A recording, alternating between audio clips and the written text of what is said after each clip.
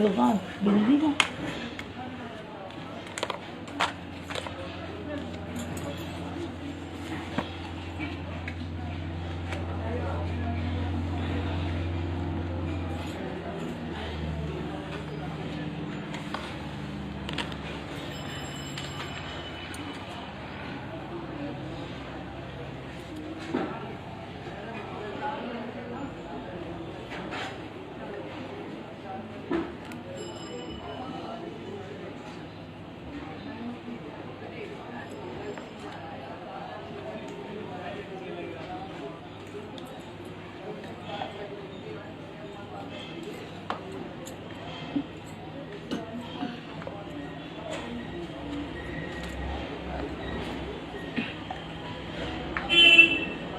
यही सेंटर से लगाओ दीदी, सेंटर लगाओ।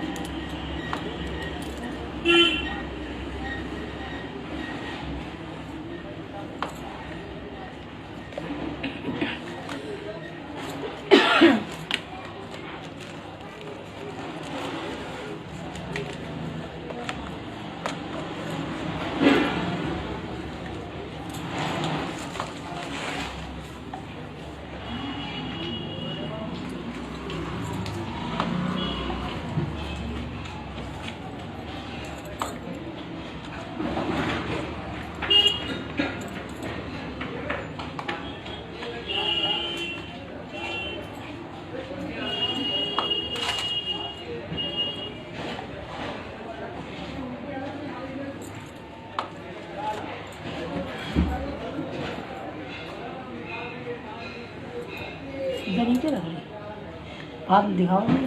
हाँ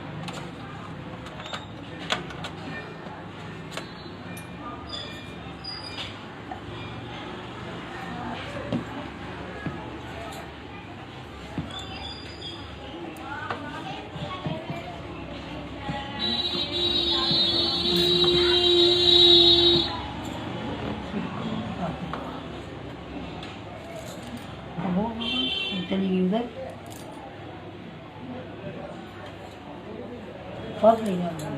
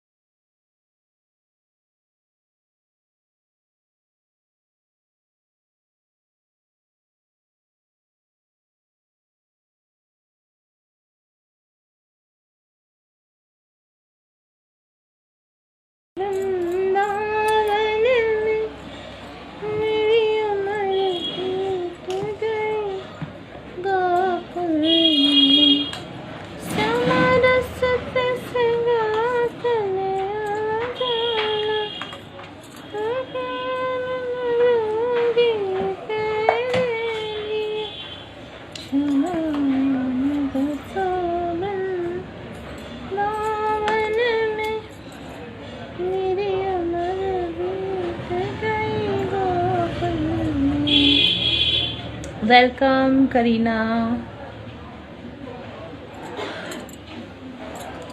जी, पूजा ही कर रही हूँ।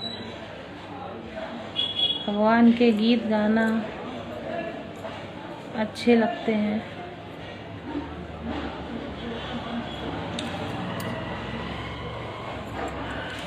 हमको पता नहीं। हाँ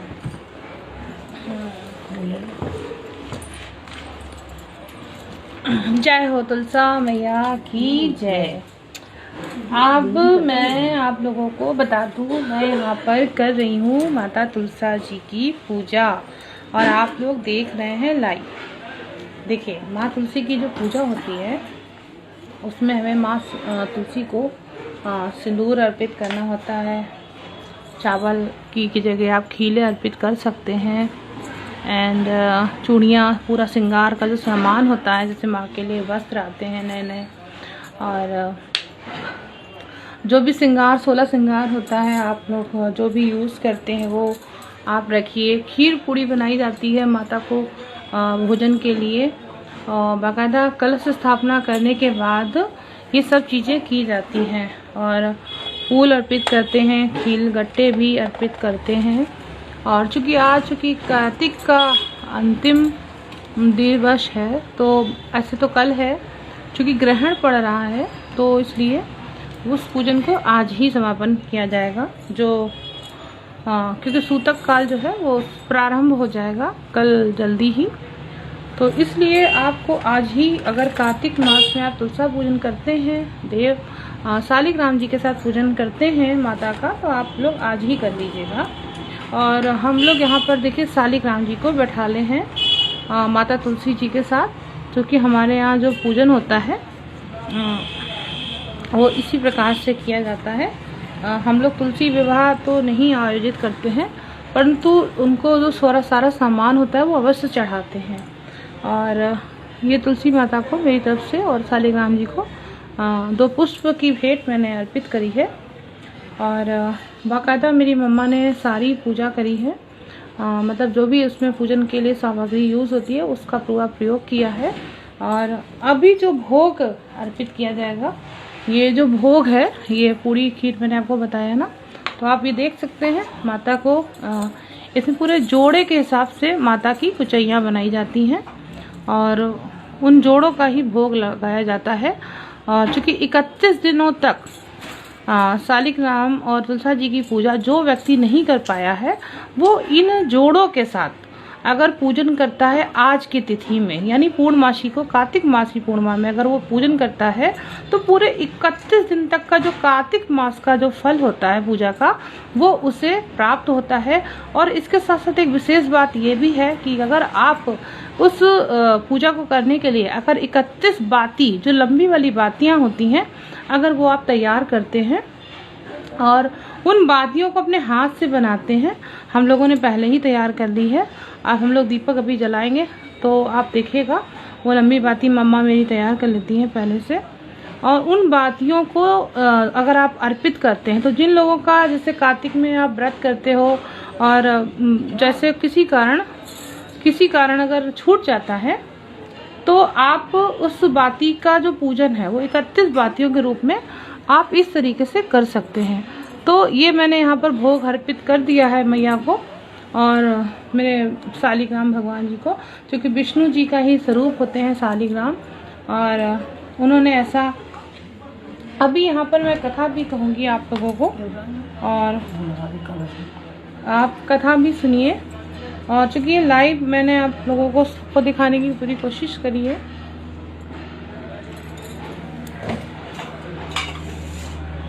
अब मैं कथा को कहने वाली हूँ। इसमें भोग भी लगाते हैं, भोग लगाने के बाद जल का प्राशन भी कराते हैं।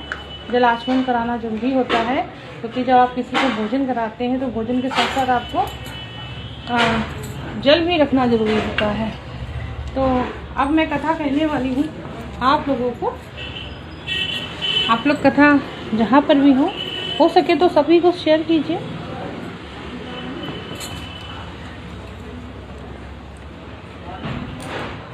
मैं चाहती हूँ सभी को ये कहानी सुनने को मिले और आप लोगों को भी मिले। और वैसे तो कहानी बहुत सरल सी है, लेकिन आप लोगों को मैं ज़रूर सुनाऊंगी। ये मैंने अपने बचपन से ही सुनी है, अपनी मम्मा से, अपनी दादी से। तो दादी सुनाती थी। वैसे तो मैं भी कहानी कहूँगी। ये जालंधर की कहानी है। देवी तुलसी जो है वो राक्षस वंश में ही जन्मी थी और जो तुलसी थी वो भगवान विष्णु की बहुत बड़ी उपासक थी। और भगवान विष्णु के जो जालंधर था वो बिल्कुल उनका दुश्मन था, एक शत्रु की तरीके। तो जालंधर जो था वो समुद्र से उत्पन्न था और शंखचूर्ण नाम था उसका। तो जब शंखचूर्ण रूप से वो मतलब आया लाइफ में तुलसी जी के, तो विवाह उनका तुलसी जी के साथ किया गया। क्योंकि तुलसी जी एक गंधर्व के स्थिति में थी। गंधर्व और राक्षसों का विवाह पहले बहुत सामान्य रूप से हुआ करता था प्राचीन समय में। और उसके बाद जो तुलसी जी के मतलब तुलसी जी जो थी वो तुलसी माता पार्वती जी का व्रत करती थी। और पार्वती जी के व्रत करने के कारण उनको एक अखंड सौभाग्यवती का एक आशीर्वाद प्राप्त हुआ था कि उनका जो सौभाग्य रहेगा वो हमेशा अखंड रहेगा। तो तुलसी जी राक्षस गुरु जो दैत्यराज शुक्राचार्य थे वो इस बात को बहुत अच्छे से जानते थे। और जब हिरण्याकश्यप, घृणाक्ष, इन सभी जो महिषासुर हैं, इन सबका जब वध हो गया तो जालंधर यानी जो शंखचूर्ण नाम से एक राक्षस था वो आकर मतलब अब उसने अपना जीवन जब देखा कि ऐसी चीजें उसके साथ भी होने वाली ही थी, तो शुक्राचार्य जी ने बड़े ही चतुराई से अपनी पुत्री का विवाह गंधर्व जो पुत्री तुलसी है उससे करवा दिया। तो चूंकि अब इस तरीके से तुलसी जो थी उसने बहुत सेवा करी थी भगवान विष्णु जी की, तो माता पार्वती दोनों की ही कृपा से उन लोगों को उनको एक आशीर्वाद प्राप्त हुआ था। अब क्या हुआ कि उस आशीर्वाद के फलस्वरूप जालंधर जो था वो बहुत ज़्यादा शक्तिशाली हो गया था, यानी उसे कोई भी देवता नहीं हरा सकते थे। और शुक्राचार्य जी जो थे वो स्वर्ग से लेकर हर लोक में जीत चाहते थे। और यही कारण था कि शुक्राचार्य के सूझबूझ के कारण जालंधर कभी हार नहीं पाया। तो अब चारों ओर बहुत हाहाकार मच गया, क्योंकि देवता जो थे वो भी ग्रसित हो गए थे और जो मनुष्य वंश था सभी लोग भगवान को पुकारते थे। उस समय भी देव लोग को पुकारा जाता था। अब ऐसी स्थिति में जालंधर को आखिर कैसे हराया जाए ये बात सबके मन में चल रही थी। तो वो सारे लोग भगवान शंकर जी के पास गए, ब्रह्मा जी के पास गए, लेकिन उन्हें कोई अच्छा निर्णय नहीं मिला। तब भगवान विष्णु, क्योंकि उसका कारण यही था क्योंकि कोई नहीं हरा पा रहा था, इतने सारे अस्त्र शस्त्र सब बेकार हो जाते थे। तो जालंधर को हराने के लिए उन्होंने भगवान विष्णु से प्रार्थना करी कि अगर आपकी देवी जो है तुलसी देवी वो उपासिका है, आपके कारण ही आपका जो उनका आपके कारण जो उनके ऊपर एक आशीर्वाद है उसकी वजह से वो और ज्यादा सशक्त होता जा रहा है। तो उन्होंने कहा कि आप यदि देवी का अगर साथ छोड़ देंगे तुलसी माता का, तो फिर मैं उनको हरा पाऊंगा। तो तुलसी माता का साथ एक भक्त का जो है वो विश्वास भगवान कैसे हरा सकते हैं, यानी क्योंकि जो भगवान को इतना पूजती है वो कैसे मतलब पीछे हट सकता था भगवान उनके लिए। तो अब क्या था कि किसी तरीके से उनको कहा गया, तो भगवान ने जब जालंधर युद्ध के समय गया हुआ था, तो उसी समय जालंधर के रूप में भगवान विष्णु जी आ गए। और तुलसी जब भी जालंधर युद्ध में जाते थे तो एक दीपक प्रज्वलित करती थी। तो वो दीपक प्रज्वलित होने के कारण, क्योंकि माता के सामने प्रकट कर दीपक प्रज्वलित होता था, तो वो दीपक जो है अब की बार वो जला के जैसे ही रखा वो दीपक बुझ गया। उसके बाद जो जालंधर रूप में भगवान विष्णु आए थे, उन्होंने कहा, और इस तरीके से उन्होंने उनका एक तरह से मर्यादा जो है वो उसकी भंग हुई। अब इस तरीके से होने के कारण जो दीपक था वो जल गया, बंद हो गया। तो इस तरीके से तुरंत तुलसी माता को आभास हो गया कि मेरे सतीत्व में इतना मतलब पावर है कि जालंधर मेरे पति को कुछ नहीं हो सकता। तो फिर अगर पति को कुछ हुआ नहीं है तो फिर ये दीपक कैसे बंद हो गया, ये बात। तो उसी समय माता ने तुरंत जालंधर रूप में जो विष्णु जी थे उनको देखा और उन्होंने कहा कौन है आप। तो उन्होंने अपने तपोबल से जान लिया। तो उन्हें पता चला कि उनके जो आराध्य देव जिनका वो हमेशा पूजन करती आई, उन्होंने ही आकर इस तरीके का कार्य किया। तो अब आराध्य देव से इस तरीके की बात सुनी तो तुलसी बहुत भाव विवल हो गई। उन्होंने कहा कि मेरे आराध्य मेरा ऐसा कैसे कर सकते हैं। तो बात यहाँ पर ये आ गई थी कि एक भविष्य में सभी की रक्षा करने के लिए जो एक गलत कार्य आयोजित किया गया उस कारण ऐसा हुआ। तो भगवान विष्णु ने तुलसी देवी को कहा कि ये जो जालंधर है, तुम उसे मेरे पूजा शक्ति के कारण उसे और बल प्रदान कर रही थी, क्योंकि वो तुम्हारे पति थे इसलिए तुम ऐसा कर रही थी। तो तुम अपनी मर्यादा में रहकर तुमने ये सब किया। तो तुलसी ने कहा कि आपने इस तरीके से कैसे कर लिया, यानी मेरी पूजा को भंग कैसे किया, मैं तो तप में थी।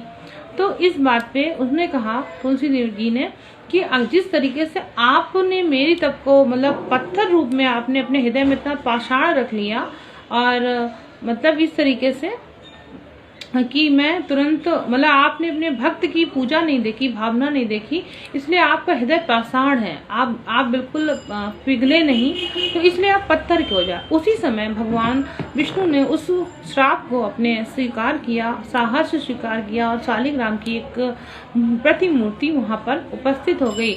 इस बात पर तुलसी ने अपने कहा, मेरा तो शील भंग हो चुका है, इसीलिए मैं तुरंत के तुरंत उन्होंने अपने आप को अग्निदाह कर दिया। अग्नि की दाह से एक वृक्ष की उत्पत्ति हुई, और वो वृक्ष ही तुलसी माता के स्वरूप में, राख के रूप में उत्पन्न हो गया। धरती पे जहाँ कहीं भी तुलसी माता होंगी, वो सबके जीवन को शीतल बनाने वाली हैं, अपने सबके सौभाग्य को बढ़ाने वाली हैं।